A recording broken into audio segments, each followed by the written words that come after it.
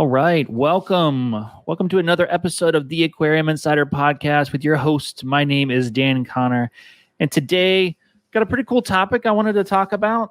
It's something that I see comes up a lot, and a lot of people don't understand the differences between different products, fish products specifically, like actual fish, not fish products. And what it is why are there different prices on different types of fish? And you'll see the variance in industry between different fish is drastic in most cases, which is, and we're going to basically talk about some of the beginnings of how do you even begin to price a fish? And I'm going to walk you through how that is a beginning process from the farm level. And then I'll move it up real quickly because it's not too difficult after the farm level production things like the factors that influence price. Then we'll talk about what that looks like on the distributor level or the wholesaler, and then what that looks like once it reaches your store. And essentially after the farm level, it's just like every other good. It's just marked up to cover because they're buying an X amount of numbers. And we'll go through maybe a little bit of examples of what those numbers may or may not look like. I'll give you some ideas of what it might look like. And then how do you get different fish priced in different places around the country? And that's all tied to essentially one thing. So I don't want to give that away yet, but let's kind of dive into talking about what types of factors influence your fish prices you see. Now, we'll start here at the farm level. And that's essentially where all your pricing is going to be dictated at, right? So the number one most important thing that's going to dictate what your fish is eventually going to cost is how long it takes to get whatever fish you're wanting to breed to its minimum sellable size. That's the first thing that matters in all pricing from then on out. So, two things matter at this level. This is one, there's actually two. So how long does it take to get there? And I wrote down a few examples so I wouldn't miss a few. And by the way, these examples of how big they're going to get to their minimum size is really going to be dependent on a few things. How much food you're feeding and how often, and how hot the water temperature is for these tropical-like fish, right? We're not talking about cold water fish. Cold water fish will probably be similar. Their patterns are going to be a little bit longer. They're not growing as fast as some of these tropical-born species are, but let's kind of just talk a few through, and I'll walk you through my process. So swordtails. A lot of your swordtails, pineapples, neons, black swordtails, velvets, whatever you want to call. Most of the minimal selling size. Now, I do want to put a caveat, an asterisk in here, and I want to put a caveat on there for COVID. Because of such a more demand on some of these different species, one, Florida ended up basically not being able to produce a lot of fish. They ran out of fish right in the middle of the pandemic. We were out because the level and demand was so high we couldn't keep up for a lot of the species. So a lot of these sizes dropped down just to be able to sell some of the fish. So it's like a weird time to talk about this, but I call it the asterisk because it's not the normal size these fish are typically sold at. It's typically a little bit bigger. So there's a little, and I'll try to mention a few that maybe have dipped down below in size levels, right? Because of this. So first one was swordtails, right? Generally speaking, to get it to about 1.5 inches to 2 inches is the minimum sellable size for most places. It typically takes about 6 months. Now, mind you, it can fluctuate almost a whole month if the water is incredibly hot in the middle of summer and they're getting fed 3-4 times a day. That can definitely influence your fish's size. But typically, generally speaking, 5-6 months is a good time range for those fish to get that size. And then we've got on the verse, still community type fish, dwarf cichlids. We'll go to rams. Rams, their minimum sellable size, generally speaking, most of the time is around 1 inch. And it typically takes 4 to 5 months to get that fish that size. And by the way, when I'm giving you the months, this is generally in tropical climate and they're getting fed a lot, at least twice a day. So that's my baseline for giving you these numbers. So they're getting fed once in the morning and once at night. And the water's warm, above 76 at least, we'll say. But we'll say 75. That's a good point. At least above 75. So 1.5 inch swordtails to 2 inch, probably about 5 to 6 months. Rams about 4 to 5 months. Angelfish. Now, I've seen this debated a few times. What's the size we should be selling angels at? Generally speaking, a regular angel should be sold at about a nickel size body, and I've seen those being sold there. They call that a regular size. And I will say, because of the pandemic, I have seen that fish drop down to a dime size. Excuse me, because there were no other angels available. And by the way, still being sold at regular price, right?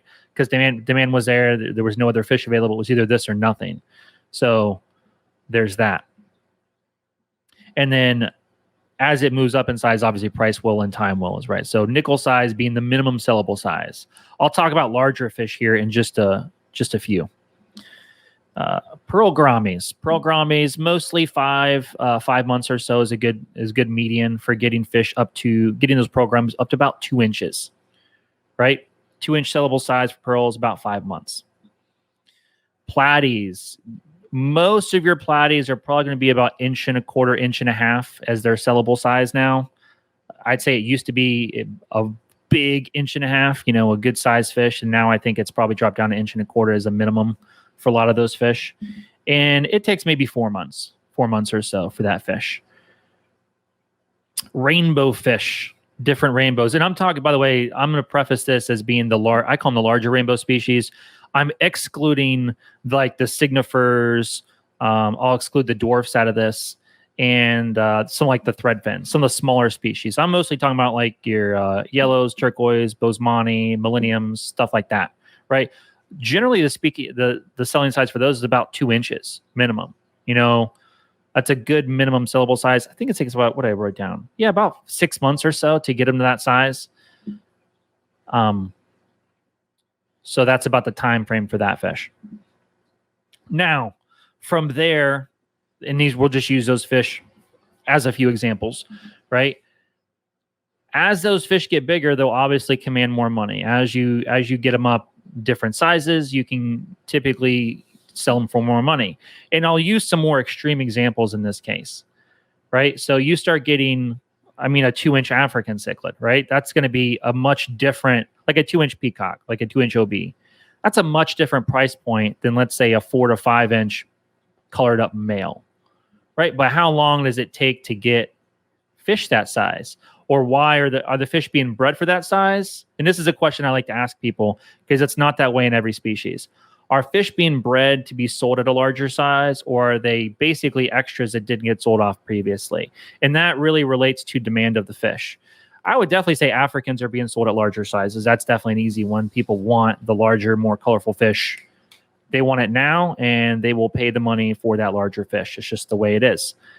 So something to consider. And then how long it takes for that fish to get to its next, what we call sellable size. And then the price will basically move up from there. And I didn't want to go into too much detail on those, because I could talk all day about prices for the next one up, the mediums, then the largest, then the largest. And then what do we sell, what other fish are we selling at large sizes? I don't think we're selling many. I'm trying to think of the time we bought a biggest fish. The biggest fish we buy here is probably large Africans, and we're buying them they're probably 5-6 inches. Big honkers. And that's rare. That's not very big. Most of our Africans rely on like the 3 to 4 inch range for large males, mostly. Big stuff is kind of a rare thing, where we asked for some larger stuff and they were like, here's these, and it's like a freaking 6-inch red empress or some monstrous fish like that. So it just depends. So, but it is, once you get to that first sellable size, it is a lot longer in terms of your care for that fish to get it to like a larger size. Like you might have that fish 1.5 to 2 years before you can sell it. Well, how much time and labor did it take to get that fish that size? A lot. So you're going to see obviously a huge exponential increase in price as the larger fish you buy. So just expect that when you're buying larger fish, that farmer or that person might have had, the farmer typically will have the larger fish for almost 1.5, 2 years for a lot of those larger fish minimum. Right? For some of your, let's say 3 to 4 inch fish. And it's going to vary across the board for all these species. It's not a hard, fast rule, but generally speaking, just some ideas. And maybe I'll just preface that for Africans, because that's a big one we sell larger at. Right? And then after we go to like what, how long or how long it takes the fish to get into its minimum sellable size. The next one that's just as important, I don't put one below the other, is how many babies they're going to have, right? We call it fecundity. How fecund is the fish going to be? How many babies are they going to have, and how often are they going to breed, right? We were breeding angels, and we were getting them to spawn every other week. They reproduce a lot. So we were having angel spawns. We'll have, I don't know, anywhere from 300 to 500, in a batch. Now we're not obviously hatching 100% survival rate. We'll have probably 90% survivals. It'll vary, but across the board. But generally speaking, just their spawn will be 300 to 500. What are some other ones? African cichlids, mouth brooding ones specifically, 30 to 100 babies, depending on what kind, right? And you'll notice you have let's say that I call them the more common mbunas, like your red zebras, your Kenny eyes, stuff like that. They're going to have a lot more babies, right? But you see them for a lot cheaper price, even at smaller ones. Then you start getting stuff that's real high dollar. You start doing the Tanzania cichlids, star sapphires, things like that. They're not throwing as many. They're throwing towards the lower side of that. So they're going to command a higher price, right? That's another way we look at it as well. Tropheus cichlids, they don't throw a ton of young at all. We tried breeding them a while ago, and we weren't getting very much luck. I think we're getting like 20 at a time. And that's why you'll see a lot of your Tropheus, and they're slow growers on top of that. That fish is taking freaking forever to grow to at least it's one, like even let's say your Tropheus du Bois eye, just to get them to like an inch and a quarter. My God, that fish takes forever to grow. So you see them in the stores, they're probably like $30 most places, I imagine. And it's a hard fish to get big at all. So a lot of people aren't, I don't know of anybody in the States breeding it at scale. It's too many. It takes too many groups to get too many fish. That's not really profitable for most farmers. Now I do see them breeding them in overseas. I see them bred in Thailand's breeding some. Taiwan breeds I won't say a ton, but they probably breed 8 species of Tropheus. One of the few places I know that does it commercially from a farm level. So just a few ideas on those are my two main points that are going to start your pricing conversation, right? Those are the two main parts. Now, and then the next one is how hardy is that fish, or how hard is it to take care of? Does it have a lot of requirements? Do I need to have a very specific water temperature to be more stable? Can it handle any fluctuations in water quality or temperature? Basically is what I mean by hardy or hardiness.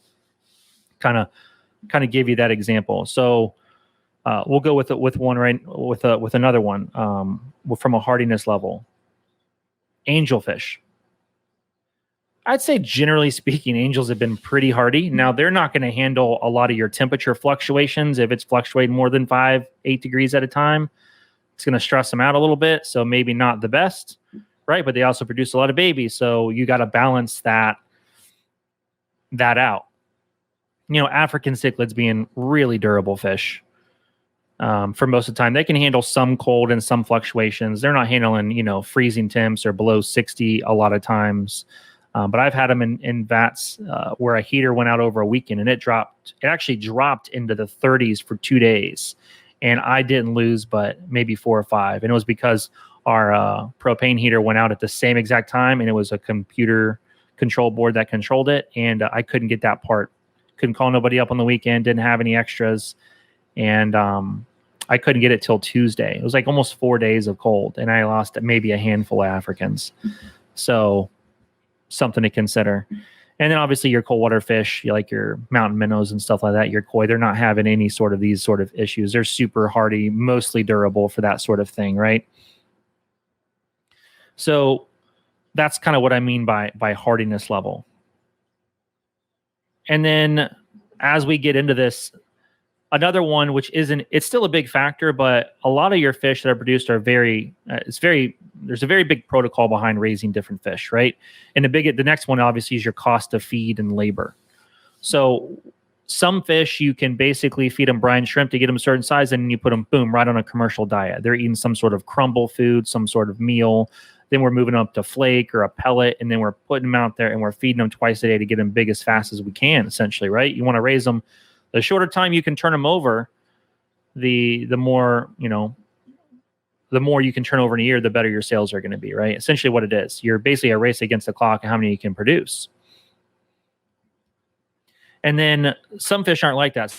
Some are going to need a little bit more care. Like rainbows, you're going to need some green water cultures. You're going to need some smaller foods that might take an extra step out of the process. So they might command, and they do command, a higher price, right? Than something as simple as even an angelfish, right? You put that thing on baby brine, once it's done hatch and absorb its yolk sac and all that stuff, you put it on baby brine for, I think we keep them on baby brine for about 3 weeks.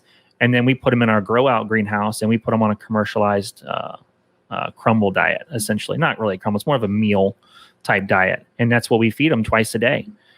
And they do well. And then we raise them up and get them up to sellable size. And we actually don't sell it a nickel size. We sell it mostly quarter size and up here. We find the difference in time it takes us to get to a quarter. We gain more money than if we sold them everything at a nickel. If that makes sense. So just a little insight into that. And then another one that really determines prices, is this fish already been established in the hobby or is it a new one? And then how popular is that fish? So I'm going to give you two vastly different comparisons in fish. And this all deals with, how much they sell, your fish keeping habits, what's the most common. We'll start with like neon tetras. That's probably one of the most kept fish out in the hobby, or at least the most Googled one I can see. It's got tons of searches, right?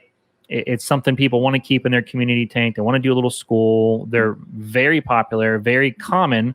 Their price points typically a little bit, maybe $3 to $6, depending on the size of that fish, right?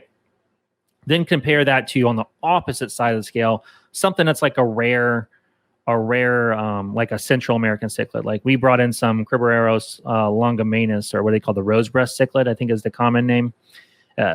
Unless you know those types of fish, what you're looking for, and you know what it is, you're not going to find it. Unless you're in a store, a local fish store, and they have, and like, oh, that looks nice, I'll take that one. What do I need to know about this fish? Is it going to get along with my, Acaras and whatever else you got, right? So that's a big play into that, and it's hard for a lot of new, I don't say new farmers, but a lot. Words are hard today. It's hard for a new farmer to pick up new fish that's never been bred in the hobby because they don't know how well it's going to sell. And when you're putting a fish in production at a farm level, you're going to want to produce thousands, tens of thousands of that fish a year. And if you produce, let's just say 10,000 of that fish a year, and you did 10,000 because it came in at a high price point. Let's say it's like, I don't know, a price point to put on it, maybe $3, $4 a fish, which is expensive for a farm raise at the farm level. And you're producing, let's say, like 10,000 a year. You can't sell them. It's just sitting in your ponds, taking up space, where you could put something in there. You could have moved faster, but you would have got a less of a price for that fish, right? So that's kind of the ideas behind that. And now let's move into coloration. And I hate to say this, I know most people still pick fish for their tanks out by color.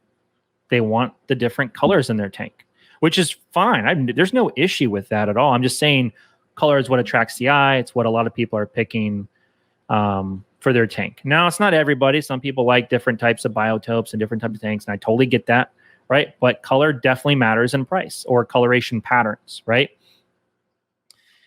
And here's where it gets a little tricky for me, depending on the fish. And I'm going to use hormoned African cichlids as my talking point here. If you are getting a 2-inch African and it's a peacock cichlid and it's full colored at 2 inches, there's not a lot of fish I've seen in the hobby that are full colored that small on the peacock level, right? I've seen a few hobbyists that have them, and they read in some really nice strains, which are beautiful. It's not the standard, though. That's the difference. So I would say, and especially if it's on the cheaper side, that fish has probably been hormoned, It's probably going to lose its color depending on what sex it is. It's at least going to lose some of it, right? And it's going to dull back down, and people will think, oh, it lost the color because it's stressful, it's stressed out, or something like that. It could have just been juiced. I call it juiced. That's when it's been hormoned for that color, and it's been fed a feed additive, something like an Anstaxin, where it's enhancing a lot of the red colors, a lot more enhanced spirulina for the blue colors, stuff like that, right? But you'll see the 2-inch African on sale for real cheap, $15-20 a fish, where you see the natural colored ones, which aren't as bright, but they're still really nice colored. They might be, was like a 3-inch one might take $25-35, something like that, but it has not been hormoned, right? And that's, how do you distinguish between them? One, I don't think the store's not going to know. I would say not, I don't know if the stores are going to know. Maybe they do and they don't want to tell you. I don't know. I don't think there's no reason to be I don't think there's no reason for trickery involved, but that needs to be addressed at some level, is like the manipulation of the color and what it's going to look like in a month from when you get it. It might be drastically different. And hopefully it is hopefully at the very least, it's on the cheaper side. And you can pick that up by, taking some points from this video, right? If it's on the more expensive side, depending on the size, and size also plays a point in that, right? So it's multifaceted, and there's no right or wrong or what can be or what cannot be. It's just, there's a lot of facets to this, and I just wanted to point out some of them and what can manipulate. I won't say manipulate, but what can be your factors in determining your fish prices at your stores, right? So this is all of your base evidence for what starts to talk for pricing out your fish, right? Hey guys, Dan here. So this is going to be a cut-in clip for the podcast you're watching. I wanted to, first off, my audio started chipping out.